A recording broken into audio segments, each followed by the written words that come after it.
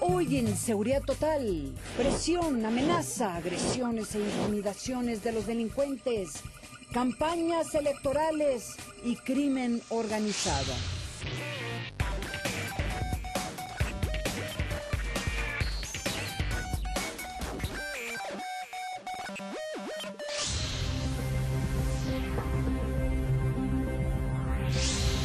El llamado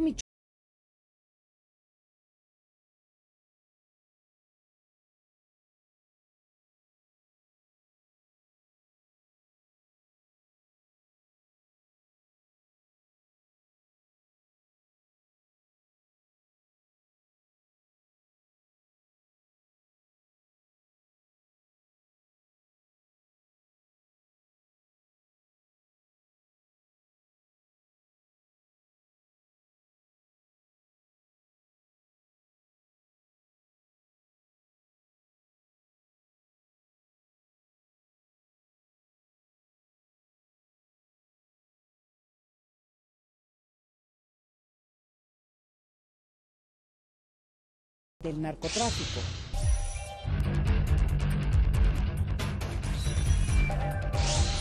Narcos en las elecciones. Yo soy Ana María Salazar, gracias por acompañarnos aquí en Seguridad Total. ¿Cómo meten estos criminales su dinero mal habido en el proceso electoral? ¿Qué capacidad tienen para influenciar a los candidatos? Acompáñenme. La preocupación, yo creo que ya es una preocupación real y latente. Siempre ha habido la latente de que actividades ilícitas, dinero que no es realmente limpio, venga del narcotráfico y se infiltre a las campañas electorales. Realmente es un tema muy preocupante. Es una descomposición brutal. Yo no digo que toda la clase política esté involucrada, ¿no? Hay políticos que son políticos que realmente valen la pena, ¿no? Y que están haciendo un trabajo honesto, loable para el país, ¿no? Pero el narco lo que toca, corrompe. Desde las décadas de 1980 y 1990 se han establecido vínculos y sospechas de la relación entre funcionarios públicos, policías e incluso el ejército con los grandes cárteles de droga y el crimen organizado. Mire, todo esto que les estamos comentando no es nuevo, de hecho se ha documentado cómo los grandes de las drogas han metido dinero en las elecciones de Jalisco, Michoacán, Sinaloa y Tamaulipas. Hay posibilidades de que el dinero mal habido o dinero lavado de cualquier procedencia ilegal pueda infiltrarse en algunas de las campañas y son tentadoras.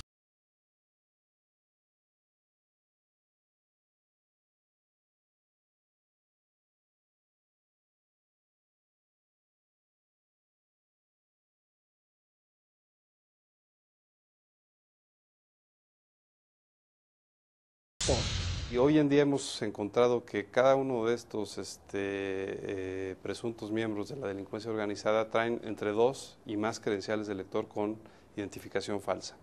¿A qué nos lleva eso? A que el tema de la credencial de elector se está convirtiendo en un tema de seguridad nacional, porque es el único documento o el único padrón que tiene todos los datos de los mexicanos. Otro delito que no estaba previsto es la venta del padrón. Es decir, hoy hemos tenido casos en los cuales existen la venta de bases de datos, inclusive en Internet, donde venden el padrón de principio a fin. Y el problema no solamente es que los narcos estén metiendo dineros en las campañas, sino que ahora el gran desafío que enfrentan estos procesos electorales es que se están llevando a cabo en un gran ambiente de violencia en donde estos grupos de crimen organizado parecen imperar. Las nuevas amenazas que enfrentan los procesos electorales, que es la que ya hablábamos, particularmente el tema del crimen organizado desde 2 perspectivas. Una, lo que tiene que ver con participación directa de posibles candidatos o precandidatos que están siendo seleccionados o que pueden ser seleccionados o que tienen algún tipo de participación o de relación con estas mafias criminales. Y por otro lado, una participación indirecta, que es la que hablábamos, a través de la inyección de recursos de ese origen para obtener candidaturas o algún tipo de elección. Que es el reto de que no se involucre el narco en las campañas, sobre todo a través del financiamiento de las mismas. En un contexto donde hacer política es cada vez más caro, donde el dinero está cada vez más regulado, un dinero que no se nota te puede hacer la diferencia, pero puede tener implicaciones muy serias en términos de permear los problemas del narco en los procesos políticos. ¿En cuál institución recae la responsabilidad de la investigación de los candidatos? El IFE no es una autoridad que persigue delitos. El IFE no cuenta con información de inteligencia por parte del Estado sobre los antecedentes de los candidatos. El IFE es una institución electoral que tiene una serie de requisitos establecidos por la ley que están marcados en la Constitución, ya sea para diputado, para senador o para presidente de la República. Y por supuesto es responsabilidad de los partidos escoger candidatos que estén desvinculados del crimen organizado, que no estén vinculados con la delincuencia organizada. Y gracias a una reforma del 2007, el Instituto Federal Electoral ahora tiene la capacidad de investigar las cuentas no solamente de los candidatos, sino también de los partidos y las personas que lo apoyan. Todo esto gracias a su unidad de fiscalización. Y que puede, entre otras cosas, tener acceso al secreto bancario. Tenemos convenios con la Secretaría de Hacienda y, por ejemplo, en los casos que se viera un movimiento irregular en las cuentas de un candidato, en el manejo financiero o en algo que salga por encima de lo ordinario, la Secretaría de Hacienda puede comunicar al instituto. Pero es importante decir que nosotros la parte que revisamos es la parte específicamente de la revisión financiera de las campañas. Los antecedentes personales, las características de cada candidato son responsabilidad de los partidos políticos. El problema aparece cuando esta unidad de fiscalización solo puede investigar a partir del dinero bancarizado o cuando se rebase el tope destinado a cada campaña. Tenemos que muchas veces las autoridades electorales detectan que hay manejos raros en algunas de las cuentas de candidatos o partidos, pero mientras no rebasen los topes de gastos de campaña o mientras no lo gasten, pues ellos no es su potestad perseguir ese tipo de conductas. Están, por supuesto, establecidos los topes de campaña que se van a establecer en su momento. Hay penalizaciones cuando se rebasan esos topes y si hubiera un rebase exacerbado de los topes de campaña podría, por supuesto, anularse el registro del propio candidato. En el pasado, los narcos mexicanos enfocaban sus recursos más que nada en representantes de la ley, en las corporaciones policíacas.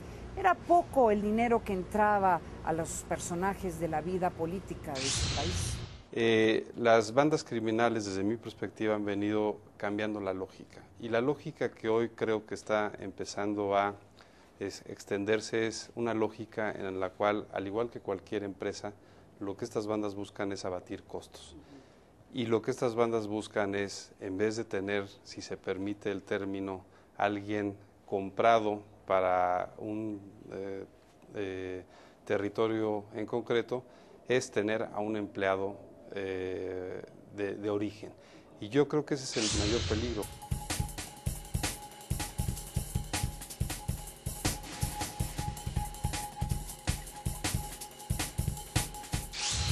Tenemos instituciones que se dedican a la investigación de probables delitos de lavado de dinero. Tenemos instituciones financieras y de inteligencia financiera que se dedican a esa investigación. Tenemos las autoridades electorales que analizan la fiscalización de los partidos y de los candidatos y de los recursos en los procesos electorales. Y tenemos las instancias de procuración de justicia. Y entonces lo que creo que no ha habido es una interconexión entre esas instancias para verlo, primera, desde un punto de vista global, segunda, desde un punto de vista preventivo.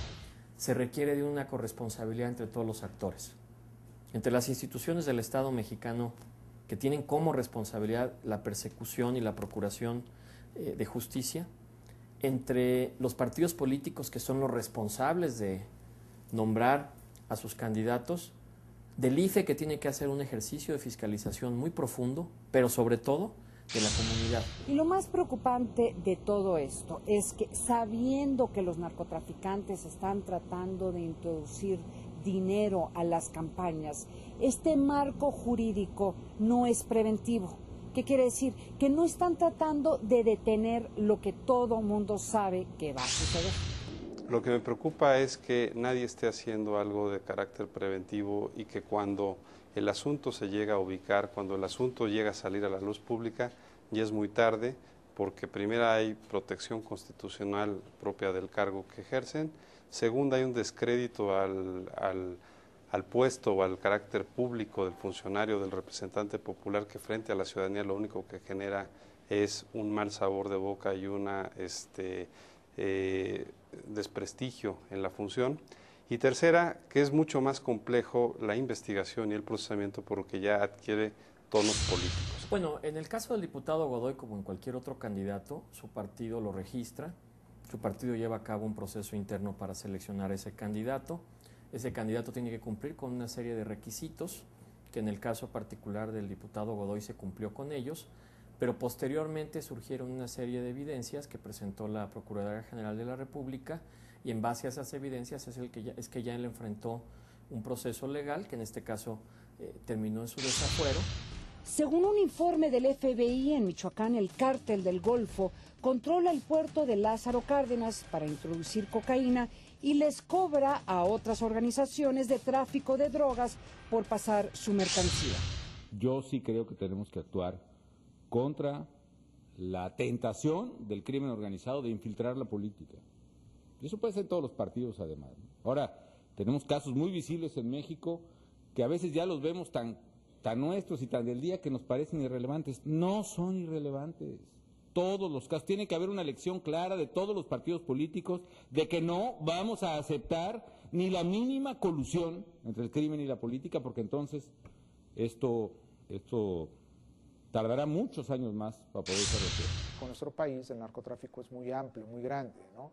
Y que se ha pensado que de alguna manera un narcotraficante, a través de un candidato que sea apoyado por este narcotraficante, puede influenciar en sus políticas y pueda tener un marco de autoridad para poder trabajar en impunidad en su estado, en su gobierno, etcétera. ¿Y cómo olvidar el famoso caso del general Jesús Gutiérrez Rebollo? ¿Se acuerda de él?